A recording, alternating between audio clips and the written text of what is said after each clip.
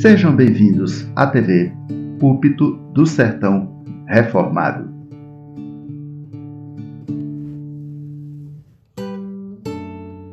Abramos a Bíblia Sagrada, o Evangelho de Deus, segundo o apóstolo João, o capítulo 17, o versículo 3 apenas. Faz parte da oração conhecida como a oração sacerdotal. Toda a oração de Cristo foi oração sacerdotal.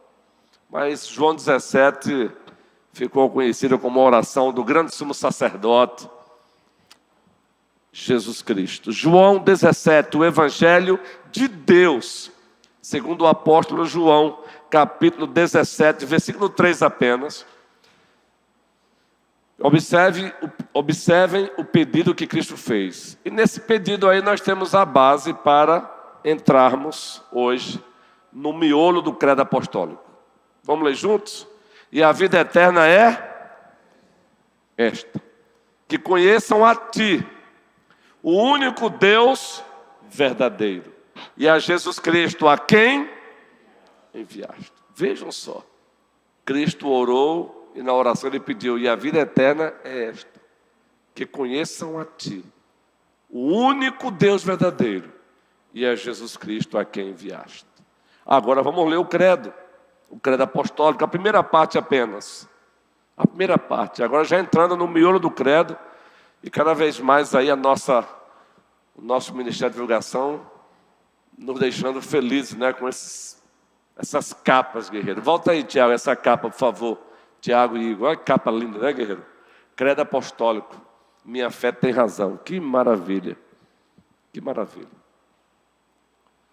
Agora o credo, sim, vamos lá, primeira parte. Creio em Deus, Pai, Todo-Poderoso, Criador do céu e da terra. Ficaremos 2 quintas-feiras com essa parte aí.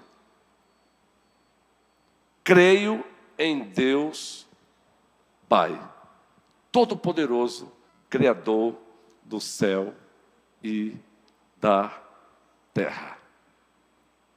Se você pegar o comentário feito pelo pastor Franco Ferreira, ou o Alberto, ou Alex McGrath, ou Calbart, ou o próprio Lutero, são muitos os comentários do credo apostólico. Você vai perceber que nessa primeira parte, uma pergunta surge: que Deus é esse em quem eu creio? Creio em Deus, Pai Todo-Poderoso, Criador do céu e da terra. Que Deus é esse em quem eu creio? Que Deus é esse? Ora, nós temos aqui trabalhado uma série. O título da série pastoral qual é? Teologia para a Alma.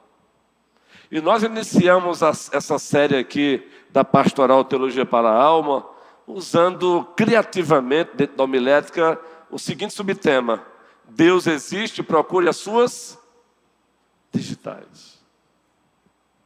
Uma linguagem antropomórfica, uma linguagem humana atribuída a Deus para que a gente consiga entender um pouco Deus.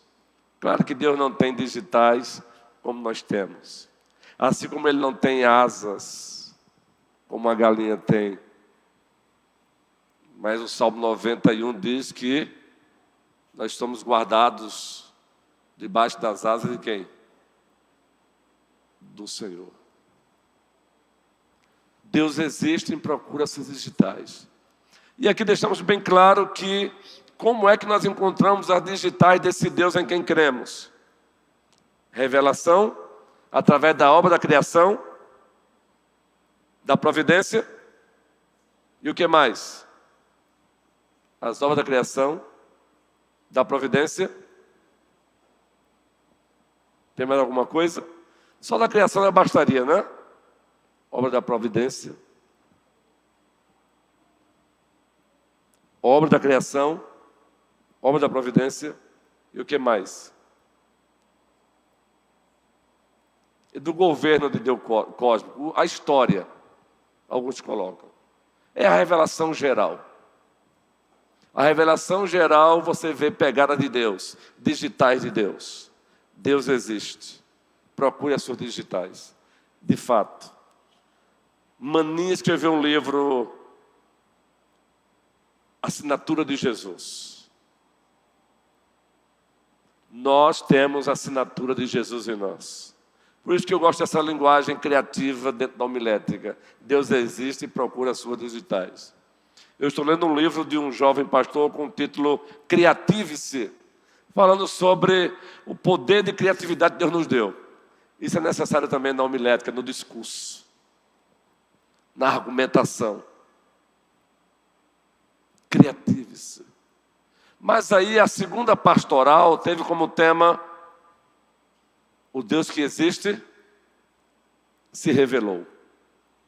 Se revelou nas obras da criação, da providência, na consciência humana, mas também na revelação especial. O Deus que existe se revelou. Revelação geral e revelação especial. Ou seja, quem é o Deus em quem cremos? Quem é esse Deus que o credo apostólico diz, nos convoca para crer nele, para confessá-lo? Quem é esse Deus a quem confessamos? Aí onde entra a nossa epistemologia, a doutrina do conhecimento. O Deus a quem confessamos é o Deus que a nós se deu a conhecer. É o Deus que se desnudou para nós. Nós repetimos com frequência essa linguagem porque nós não conhecemos a Deus por força própria. Nós não fizemos uma escada e subimos degrau por degrau e procuramos Deus. Não, foi Ele que nos procurou. Nós chamamos isso numa linguagem mais acadêmica, quando estudamos a doutrina do conhecimento. John Freiman trabalha isso só no livro de epistemologia cristã. Epistemologia cristã, ou seja, como conhecemos Deus? É a doutrina do conhecimento. Como é que nós conhecemos Deus hoje? Por que esse credo foi construído? Creio em Deus Pai Todo-Poderoso, Criador do céu e da terra. Porque Ele mesmo se deu a conhecer. Ele se desnudou para nós, paulatinamente. Hebreus 1 diz o que, gente? Havendo Deus outrora falado muitas vezes, olha só, Felipe, que saudade, viu, guerreiro? Havendo Deus outrora falado, Ele falou. Tem teólogos que até dizem, Ele quebrou o silêncio cósmico. Agora, Ele quebrou esse silêncio cósmico graciosamente, bondosamente. Ele não foi coagido por ninguém. Agora veja, queridos, Ele quebrou o silêncio cósmico, digamos assim, no próprio ato de criar, Carlos. Está lá. No princípio criou Deus os céus e a terra. A terra era sem forma e vazia. E o Espírito de Deus, a terceira pessoa da Santíssima Trindade, que vai ser a terceira parte do credo, pairava sobre a face das águas. Observe aí. E disse Deus: haja luz. Então os teólogos bíblicos e sistemáticos, e até os teólogos históricos ou aplicado, dizem que Deus falou antes mesmo da queda. E é verdade, guerreiro. Antes mesmo da queda. E disse Deus. E a voz dele ecoou mesmo: haja luz. Agora, você não estava lá, eu não estava lá para ouvir essa voz. Isso mostra o quanto ele é soberano, o quanto ele é independente. Haja luz e houve luz. Todo esse processo aí já é Ele se revelando, já é Ele deixando suas digitais para quando chegasse o momento de trazer Adão à existência, Adão já o percebesse. Agora observe, antes da queda, Gênesis 2, Gênesis 1 é uma descrição geral da criação. No princípio criou Deus os céus e a terra era sem forma e vazia, havia trevas sobre a face do abismo, e o Espírito de Deus pairava por sobre as águas, e disse Deus, haja luz, e houve luz, e o narrador vai narrando, e o narrador secundário ali é Moisés, movido pelo Espírito Santo. Primeiro dia, segundo dia, terceiro dia, quarto dia, quinto dia, sexto dia, façamos um homem à nossa imagem, conforme a nossa semelhança. Aí chega o capítulo 2, um zoom. Aí agora é como se fosse aquele zoom na câmera, né? O zoom. Agora se concentra no homem. Formou Deus o homem do pó da terra. Observe. Soprou nas suas narinas. E o homem passou a ser alma vivente. Aí o narrador continua. Tomou Deus o homem e o colocou no jardim do Éden para cultivar e guardar. Já há uma relação aí no ar de Deus com o homem. Aí continua o narrador narrando. Adão, de toda a árvore dos jardins, e Eva não estava ali ainda não, viu, gente? Só Adão. Sintam-se felizes por isso, mulheres. Aqui não é para inferiorizar a mulher, não, é para mostrar como Deus cuida das mulheres. Às vezes pensam que aquele cuidado com essa pregação de igualdade. Há limites. Felizes as mulheres por não defendermos essa tal igualdade. Sempre que alguém fala igualdade nesse aspecto aí, eu fico perguntando, um caminhão carregado de cimento, de acordo com essa igualdade, quem deve descarregá-lo? Homem e mulher, né? Mas um caminhão carregado de cimento, de acordo com o todo-poderoso Deus que estabeleceu papéis, quem deve descarregar são os homens. Como Deus cuida bem das mulheres e às vezes elas se deixam ouvir esse discurso do diabo, de achar que tudo é machismo, tudo é machismo. E eu não quero entrar nesse assunto aqui agora, não. Só quero mostrar o seguinte. Está lá. De toda a árvore dos jardins comerá livremente. A mulher não está lá ainda, não. Mas da árvore do conhecimento do bem e do mal, não coma. No dia que você comer, você vai morrer. Isso já é revelação. É Deus falando ao homem antes da queda. A mulher entra depois, no mesmo dia.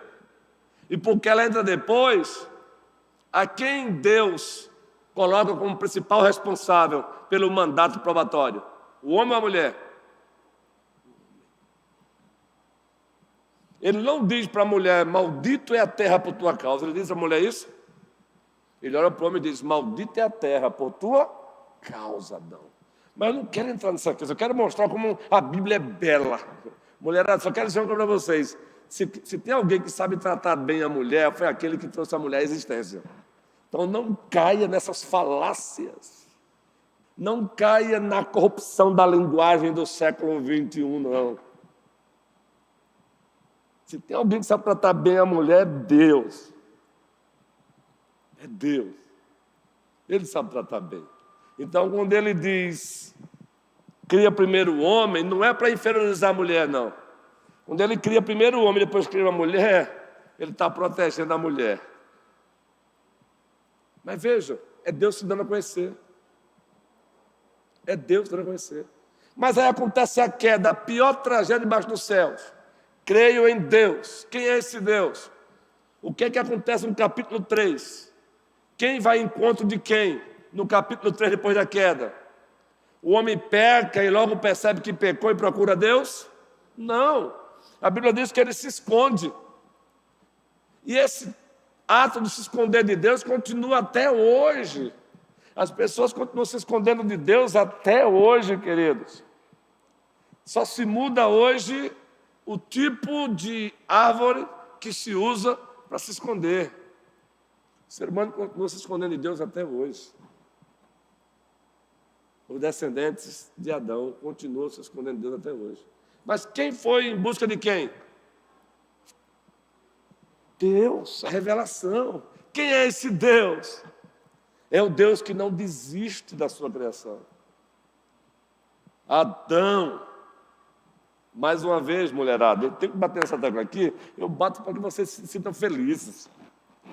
Adão, Adão, onde estás? Ele chamou por Eva. Eva também recebeu a sua parte, mas ele chamou foi Adão. Onde estás? Você sabia que implicitamente Deus está dizendo, por que você não cuidou dela? Quando ele diz, por que ouviste a voz da tua mulher, não caia nessa bravata do diabo, não, de achar que Deus está inferiorizando a mulher. Deus, em outras palavras, dentro de muitas verdades, Deus está dizendo, por que você não protegeu ela? Ao ouvir a voz dela, você deixou de protegê-la. O que Deus está dizendo, por que você ficou em silêncio? Por que você não disse alto lá, Satanás? Eva, meu amor, fica aqui. Eu já falei desse livro aqui, existe um livro, O Silêncio de Adão. O silêncio de Adão foi ruim para Eva. Mas quem foi ao encontro de Adão? Quem foi ao encontro do ser humano? Deus. Adão, onde estás? Esse é o Deus a quem nós servimos. Esse é o Deus que o credo apostólico chama para confessar. O Deus que se deu a conhecer. Agora observem que logo de cara os compositores desse credo dizem o quê? Creio em Deus, Pai. Por que eles fizeram isso? Porque eles já começam deixando bem claro que o Deus que nós confessamos no credo é o Deus das Escrituras. E Ele é uno e trino. Quando eles logo de cara falam da paternidade de Deus, eles já estão antecipando aí essa verdade de que Deus é uno em essência e trino em pessoas. Daí várias nomenclaturas.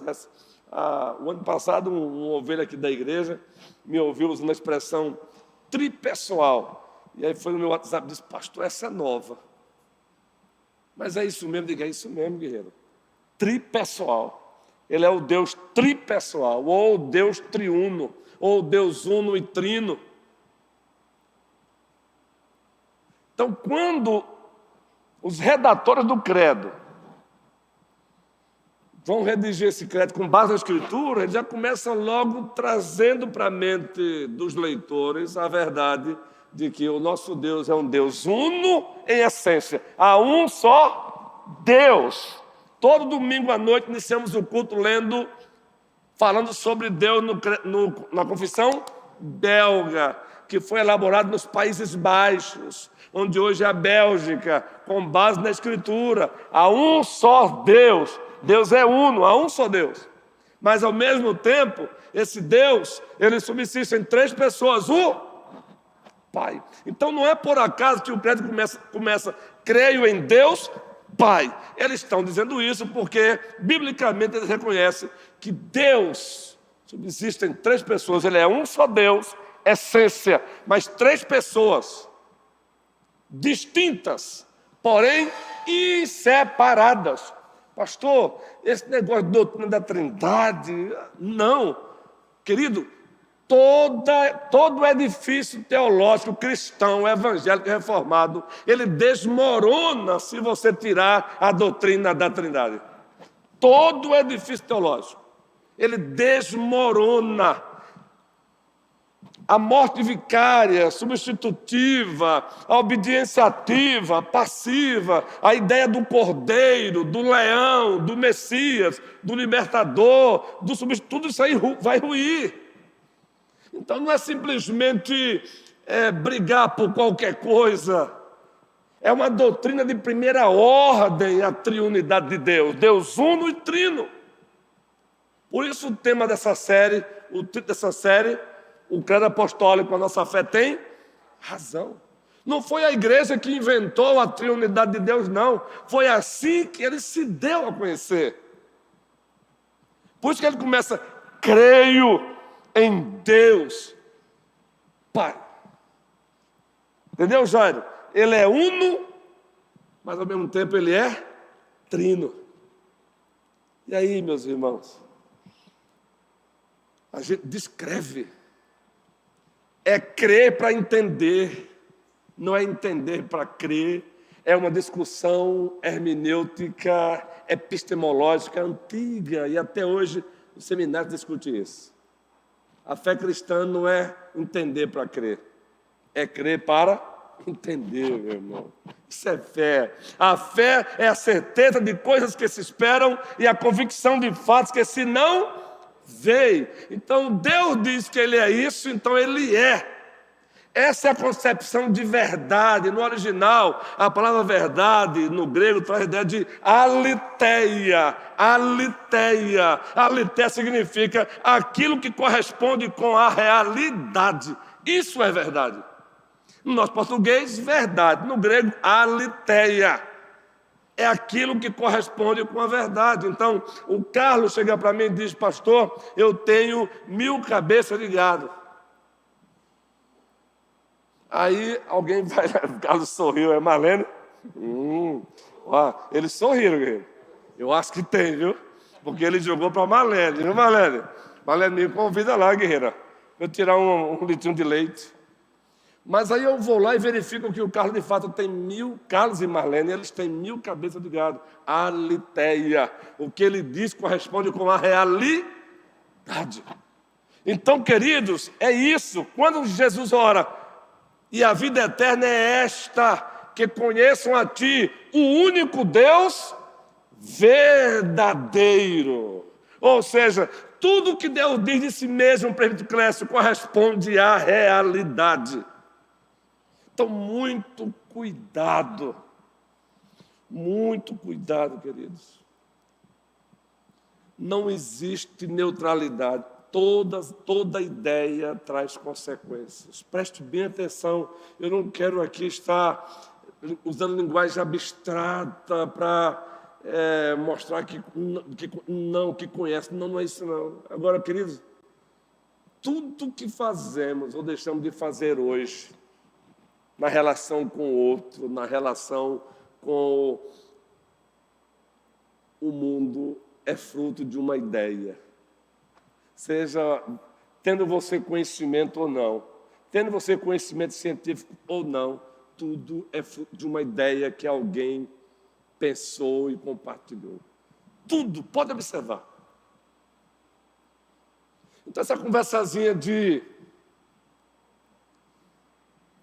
a sua verdade não é a minha verdade, surgiu do nada, virou moda agora, né? A gente diz assim, não existe verdade absoluta. Então essa conversa de que esse Deus aí, todo-poderoso, Criador dos céus e da terra, é verdade para você, para mim não. O relativismo. O relativismo é fruto de quem? Nasceu do nada? Não. Atente para isso. Atente para isso. Desde a queda, o primeiro relativista moral, intelectual, ético, foi o diabo. Não, isso é conversa. Vocês não vão morrer, não. Mas olha a história dos pensadores de lá para cá. Os pensadores ocidentais. E como é bom você ter essa linha do tempo na mente. E você vai perceber que as pessoas mais enletradas da Terra, elas estão praticando ideias que esses pensadores pensaram. E elas nem percebem. Ideias têm consequências, meu irmão. A Trindade, não. Uma igreja saudável, ela é ortodoxa nisso aí. Cremos em Deus Pai, isso já pressupõe que Ele também é o Deus Filho e é o Deus Espírito Santo. É um Deus uno e trino. Observa lá em Gênesis 1. Há um debate exegético e hermenêutico entre os teólogos bíblicos quanto a Gênesis 1. Se lá já é algo que fala da Trindade. E a tradição majoritária reformada acredita que é. Eu sei que tem um plural ali de majestade, tem, mas é mais do que isso. Plural de majestade como? Como é que a Bíblia começa? No princípio criou Deus os céus e a terra. Elohim, de fato, é um plural de El, Deus. Elohim é um plural de majestade, mas vai para além disso. Gênesis 1:26, quando Deus diz, façamos o homem, é plural. Então não é só plural de majestade, não. Ali já é Deus dando revelação progressiva. É pouco a pouco se desnudando para o ser humano. Façamos o homem a nossa imagem, conforme a nossa semelhança. Deus convidou os anjos para isso? Não. Façamos o homem a nossa imagem, conforme a nossa semelhança. Ali já tem pista do Deus uno e trino. Mas a pista já é encontrada bem antes. Você já encontra o Deus Pai em Gênesis 1, do 1 ao 3. No princípio criou Deus os céus e a terra. Bereshit bara Elohim. A terra era sem forma e vazia, e o Espírito de Deus pairava por sobre as águas. A terceira pessoa da Santíssima Trindade. E onde é que está o Filho aí? E disse Deus, haja luz. Luz. Jesus é o verbo de Deus. Se você tem dúvida, coloque aí Tiago. E se você tem dúvida, você não é pecador por isso não, viu? Nós estamos crescendo, Há uma diferença de dúvida intelectual e dúvida moral, viu? Aprenda a lidar com isso. Quando você entende que há uma diferença entre dúvida intelectual e dúvida moral, você vai saber lidar com as pessoas também. Dúvida intelectual, calma, você também tem, um dia vai chegar lá. Mas dúvida moral não, aí já é outra questão, é incredulidade. Há uma diferença, viu? Lembre-se disso. Mas bota o Evangelho aí, Igor, Tiago. O Evangelho segundo o apóstolo João, primeiro capítulo. Tente ler o Evangelho à luz de Gênesis 1. Vejam se vocês percebem alguma semelhança aí. Observem. Alguns detalhes que se parecem com lá. Todos juntos. No princípio era o verbo estava com, e o verbo era, observe, no princípio. Continua agora o 2. Ele estava no princípio ele estava com quem? Com Deus. Agora o 3. Gente, que coisa linda essa parte. O versículo 3. Todas as coisas foram feitas por Ele. Dependendo nesse caso aí, a atualizada ela é fantástica, a antiga. Por intermédio dele. Está dizendo a mesma coisa aí por Ele, mas ganha mais força, não é? Por intermédio dele. Todas as coisas foram feitas por Ele, ou por intermédio dele. Preste bem atenção. Todas as coisas foram feitas por Ele, ou por intermédio dele. Ele quem, gente? Jesus. E sem Ele, preste bem atenção, grife aí. E sem Ele, dona Dida querida, sem Ele, Jesus, nada do qual foi feito se fez.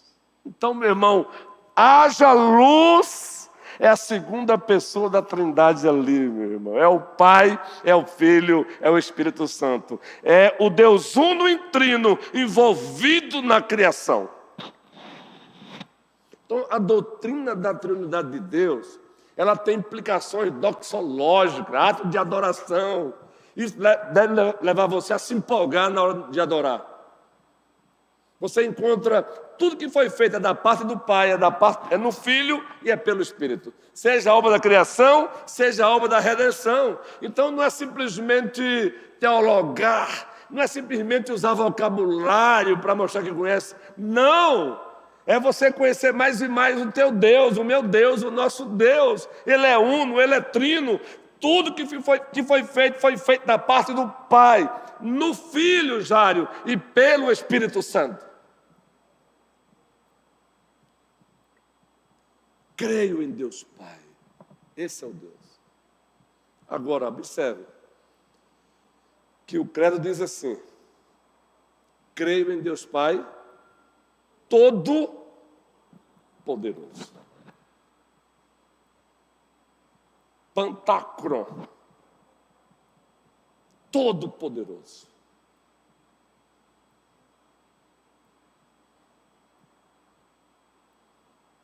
Se você analisar direitinho, creio em Deus Pai, todo-poderoso.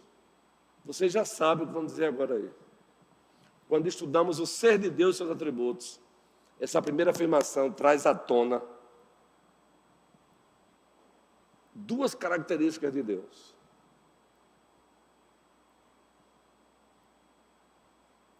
Creio em Deus Pai. Quem é esse Deus a quem nós cremos? Ele é o Deus que está acima de tudo e acima de todos. É o Deus infinito em seu ser e perfeições. Creio em Deus Pai todo-poderoso. Ou seja, Ele é um Deus infinito em seu ser e perfeições. A palavra perfeições é a linguagem que os nossos símbolos de fé usam, que os nossos documentos confessionais usam. Por exemplo, a confissão de fé de Westminster, do Catecismo Maior, perfeições. Perfeições é sinônimo de atributos, virtudes, propriedades, Luísa. Então, ele é infinito, ou seja, ele é transcendente, ele está acima de tudo, de todos. Ora, nós estamos agora na fase de Deus existe, Ele tem nome. Aliás, já passamos dessa fase, não é? Estamos na fase de conheça os atributos de Deus, conheça Deus. Qual um dos nomes de Deus? Deus existe, Ele tem nome. El Elyon. El Elyon. Quem lembra aí o significado? El Elyon. Significado? Isso, Lucas. Garoto. Eu sei que muitos disseram aí, mas só balbuciaram. El Elyon. Deus Altíssimo. É a linguagem bíblica para Deus transcendente. Entendeu, Felipe? Deus infinito. Queridos, isso é consolador, Neuma. Ou Neuminha, isso é consolador, Vanberto. Saber que o nosso Deus é Pantacron, é o Deus todo-poderoso. Ele é infinito em seu ser e perfeições. Carlinhos, carinhosamente falando, né, Galo? Mas aí tem uma outra palavrazinha que já citamos, que nos livra do deísmo. Porque se você disser que ele só é infinito, e não disser mais nada, pode não cair no deísmo. É a teoria que prega que Deus, de fato, existe um ser supremo, mas ele está tão distante da criação, ele não se importa com a criação. Essa é a corrente teológica, filosófica, deísta. Mas, ao mesmo tempo, o credo diz: creio em Deus Pai Todo-Poderoso. Creio em Deus Pai. A paternidade de Deus aí diz o seguinte: Ele é um Deus pessoal e imanente. Ele não é o absoluto da filosofia. Ele não é o arquê do filósofo Tales da Grécia. É um filósofo pré-socrático, Tales. Já procuraram qual é o princípio da criação. Lembra? Água, é fogo, é aquilo. Qual é o princípio? Não, o nosso arquê, o princípio de tudo, ele é uma pessoa. É o Deus Todo-Poderoso. Ele é o Deus Pai. E quando fala que ele é Deus Pai, Mateus, a ideia é, ele é um Deus pessoal, Gracinha. Ele é um Deus pessoal. Ele tem pessoalidade. Aliás, você tem personalidade porque você foi feito à imagem e semelhança de Deus. Ah, como é bom relembrar isso para a minha alma. Como é bom relembrar isso. Ele é um Deus pessoal. De fato, é um ser infinito, mas ele é pessoal. É por isso que você vai vê-lo em Gênesis 3, procurando Adão. Adão, onde estás? É por isso que você vai vê-lo agora na segunda pessoa da Santíssima Trindade, olhando para Maria Madalena e perguntando: mulher, por que choras? Para a mulher samaritana: pede-me e eu te darei da água da vida. Agora a segunda pessoa da Santíssima Trindade tabernaculada entre nós.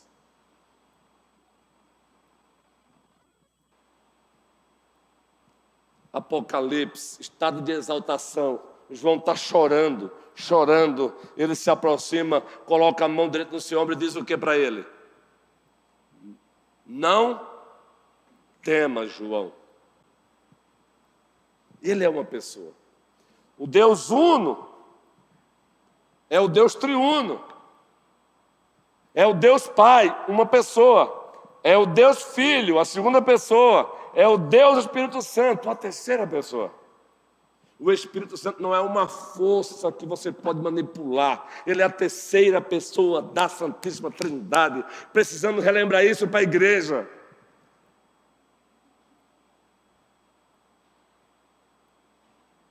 A igreja continua existindo porque a terceira pessoa da Santíssima Trindade, o Espírito Santo, tem dado vida a ela. Eu já disse aqui várias vezes, recentemente eu encontrei um pastor citando isso novamente, o André, pastor André. Eu digo, um parceiro aí, porque eu gosto da expressão de Spurgeon, e o pastor André, que já foi pastor lá de Luísa, não é, Luísa? Ele está agora em Aracaju, não é? 12 de agosto, não é presbítero, não é? Eu conheci, eu o abracei, gente boa. No futuro vamos trazê-lo aqui, se Deus quiser. Acaba bom, viu? Deus seja louvado. E o André citou essa expressão de Spurgeon.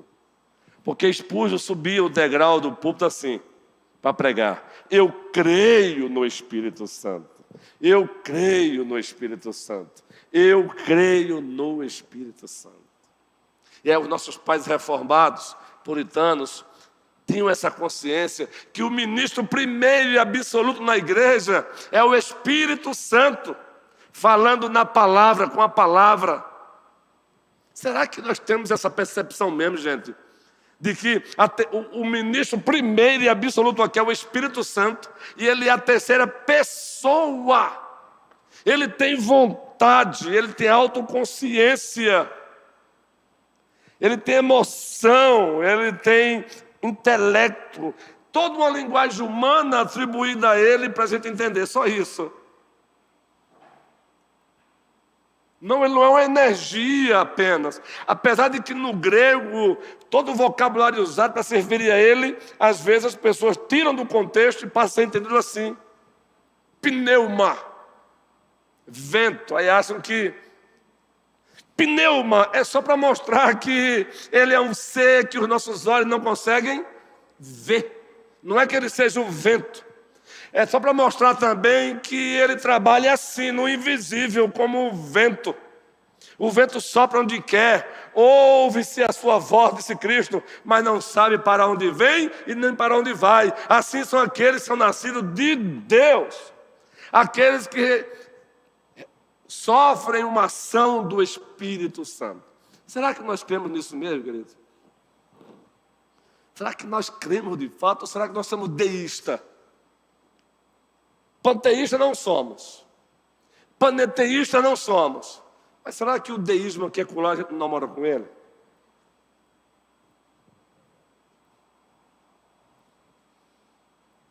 Então não é o credo pelo credo só não, gente. É a gente conhecer mais e mais o nosso Deus. Se isso aí, biblicamente, não fizer você sentir desejo de chegar ao domingo, pela manhã, estar aqui para louvá-lo, então você não entendeu ainda. Queridos, Mateus 13 diz, Jesus está saindo da água. Aliás, João batiza Jesus. Ele ali está se identificando com a humanidade. O segundo Adão, assumindo ali a culpa da humanidade, já começa ali a identificação. Diz o texto sagrado que os céus se rasgam e o Espírito Santo, em forma de uma pomba, desce E uma voz diz o quê? Em quem? Gente, se você está naquele hall de quem lê esse texto, como se estivesse lendo Shakespeare, porque até quem é amante desses autores lê com uma, e eu entendo, ou as Crônicas de Nárnia, mesmo assim já é empolgante ler as Crônicas de Nárnia, C.S. Lewis. Você imagina ler, será que é assim que estamos lendo? Cadê a empolgação? Mateus 17, monte da transfiguração, meu irmão.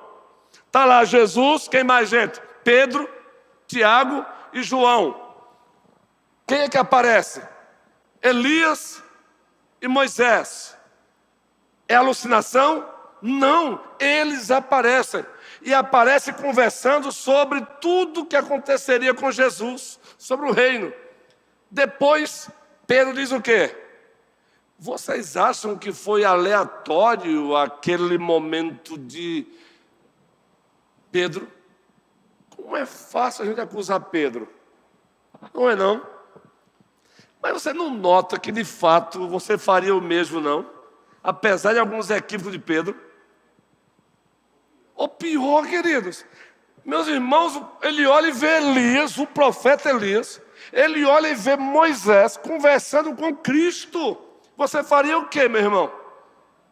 Senhor, bom é estarmos aqui. E mais, viu? Jesus tirou um pouquinho do véu dele. O véu da carne que escondia ele, o Senhor tirou um pouquinho. E ele viu glória em Cristo. Glória, meu irmão. Jesus foi transfigurado. A ideia ali é, o véu que estava escondendo a glória dele foi tirado um pouquinho. E deixou Pedro daquele jeito. Você faria pior, meu irmão. Bom estarmos aqui, Senhor. Se o Senhor permitir, vamos fazer 3 tendas. Uma será a tua, outra de Elias, outra de Moisés. Vamos permanecer aqui. Uma nuvem aparece em teofania, encobre Elias, encobre Moisés. E a voz disse: vamos lá. Este é o meu filho, a ele ouve. Louvado seja o nosso Deus. Creio em Deus Pai. Aí você vai entender a profundidade e diz: este é o meu filho amado, a ele ouvi. Entende agora porque o credo começa: creio em Deus Pai. E que nós só somos filhos porque Deus é o Pai do nosso Senhor e Salvador Jesus Cristo. Se Ele não fosse o Pai do nosso Senhor e Salvador Jesus Cristo, não seríamos jamais filho. Veja as implicações disso. Que Deus nos abençoe. Próxima quinta continuaremos. Já são 21 horas e 23 minutos. Já ultrapassamos 3 minutos. Está bom demais. Não precisamos correr. O nosso desejo é que seu coração saia daqui queimando por Ele. Não é queimando por mim, não. É queimando por Ele. Por mim é consequência, como irmandade. Não é? Como irmandade, mas é por Ele. Quer dizer, é sério. Nosso desejo é que você seja mais e mais... tenha paixão pela glória dEle. Que você vibre em adorá-lo, vibre em exaltá-lo.